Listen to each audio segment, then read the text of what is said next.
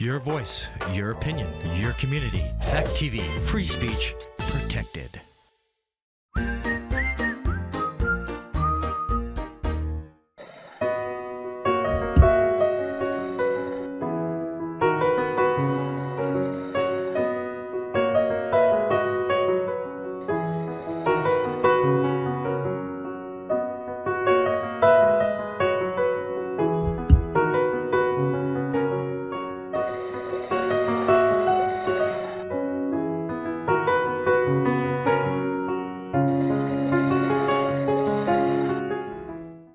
Hello, and welcome to the Art of Being Human.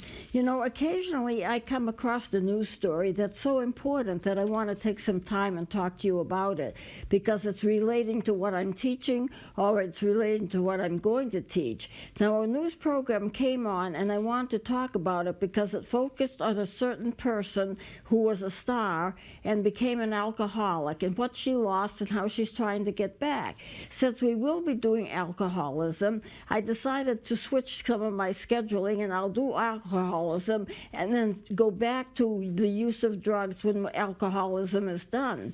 Well, the news story concerns Wendy Williams. If you're older, you remember her. If you're younger, you might not. Wendy Williams was a star talk show host. A lot of people loved her. A lot of people listened to her on television. She was on television every day. She loved it. She did a good job with it. I'd catch it once in a while, not too often because I'm not into talk shows, but once in a while I'd peek in. On one show, they were using costumes, and she got up to go somewhere to do something, and all of a sudden her face changed, and all of a sudden she was shaking her hands, and she passed out. She fainted right on stage. Someone got up and carried her back, and then carried her back to where she could be revived. She came back on the show, and she said, "Yes, I have fainted. However, it's because I was overheated in this costume." For some reason that day, they were using costumes. I don't remember what it was about, but she was in costume, and she just fell flat on the floor. Now, she had some health issues. She was diagnosed with Graves' disease, and she continued to do the show, but every so often she'd have to take time off for health reasons. Then she started drinking. So this is about alcoholism. She started drinking, and it overtook her life. She became really difficult to handle. She was screaming at people. She was yelling at people. There was a recent documentary on her about 3 hours long, and I watched it because I was fascinated by it.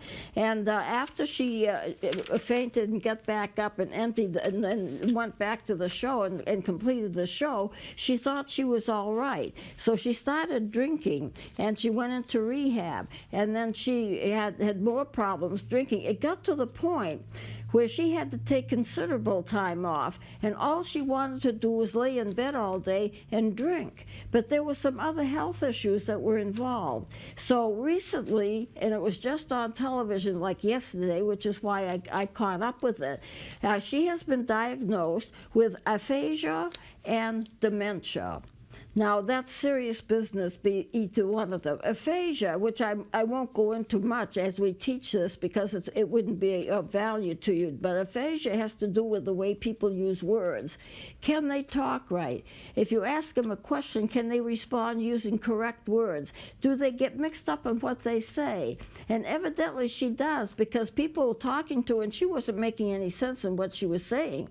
She was using the English language, because she just wasn't making any sense in some of the things she said. It didn't seem to have any relevancy. So aphasia can be a very serious thing. People can't use their words right, or they don't use their words, or they don't recognize their words. That's bad enough in itself.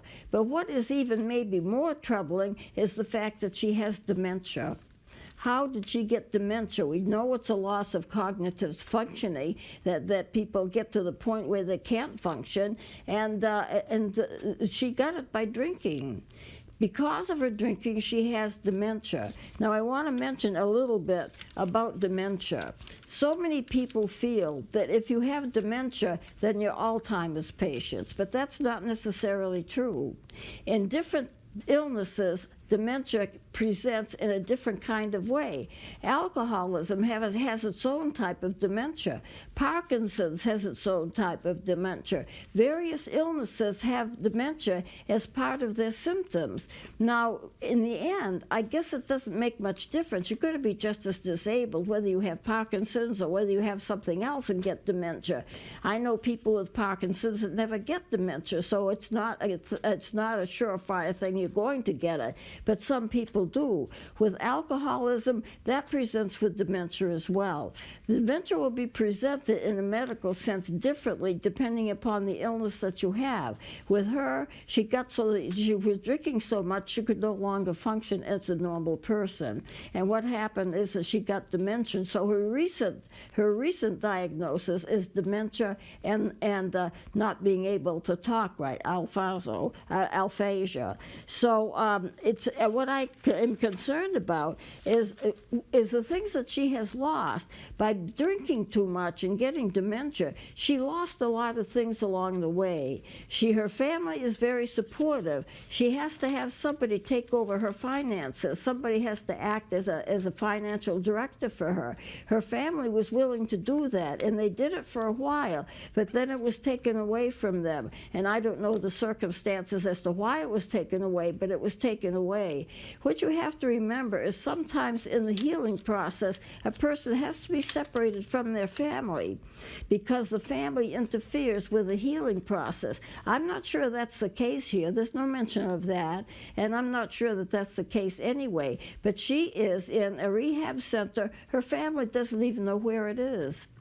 She can call them, they can talk on the phone, but they don't advertise where she is. And her family says they don't know where she is. Maybe she is not allowed to say. But she is in rehab. She's been in rehab. They say she's doing better. She's sounding better. She's obviously not drinking anymore. The problem is this: can you heal from dementia?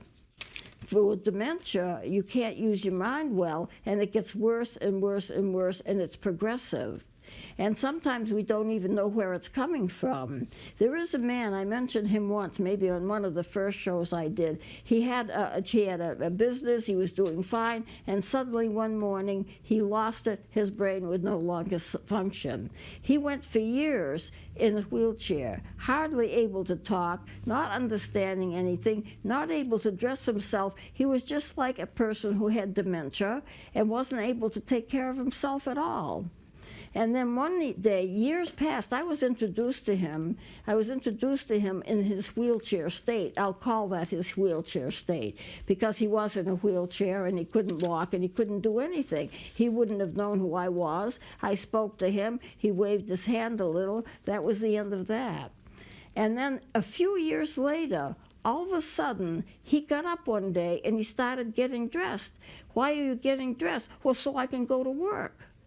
He was planning to go to work at the job that he had. He had absolutely no memory of all those years that he was in a wheelchair.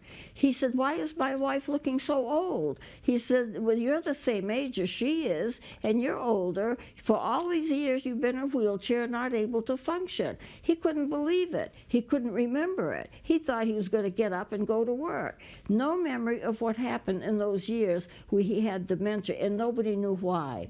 Nobody also knew why his brain started working again. It wasn't like he was on drugs. It wasn't like he was drinking. And so there's no knowledge as to what actually happened to his brain. Now, in alcoholism, you can get brain dementia, and it gets worse and worse and worse. Where she is an alcoholic, although not drinking and feeling better because she's not drinking, can she get well from dementia? I have my doubts about that. But the reason I wanted to stop talking about alcoholism is the fact that this is what she is. She is an alcoholic. She's getting better from the alcoholism, but can she recover from the dementia? I don't know. Can she recover from the aphasia? I don't know. So she's not in great shape, but I wanted to bring this out. There is in dementia personality changes, yelling at people, no compassion, treating people like around her like her slaves, and she did all of that, and becoming very, very, very self-absorbed, wanting to have all of the attention, and having no self-control in terms of what they're drinking. It was like everybody should serve her. She does have the memory that as a child, all she wanted was attention. She wanted more attention than anybody else. It doesn't say her parents didn't give her enough attention, but she remembers that she wanted to be the center of attention all the time. Now, dementia is usually permanent, and not all people with dementia have is the same symptoms, but dementia, in the end of it, it's all going to be completely disabling. Whether she can recover, I don't know. There are various diseases that have dementia, and I mentioned Parkinson's, heart trouble, you can get dementia, diabetes, at some point you can get dementia, and your functioning gets less and less and less. So we have to think that this is an illness. Now, when I was in rehab, I was recovering from foot surgery. This is not so far back along. This is this past year.